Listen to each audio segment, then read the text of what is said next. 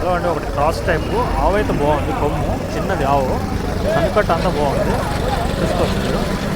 Sir ఆవునైతే బాగుంది. ఒకసారి rate కూడా కనుక్కున్నా, ఏం చెప్తున్నాడు ఎట్లా అయిందంటే కనుకట్టు చూసుకోవచ్చు మీరు. గ్యాప్ బాగుంది, అటర్ క్వాలిటీ బాగుంది, ఆవు కూడా కండిషన్ ఉంది, బ్రీడ్ ఉంది, కాకపోతే కొమ్ము ఉంది. ఒకసారి అయితే రేట్ అయితే కనుక్కున్నా. ఏం చెప్తున్నావు అన్న రేటు? 85 చెప్తున్నావు. పాల కెపాసిటీ కన్నా మిల్క్ 22 ఉంది రోజుకి.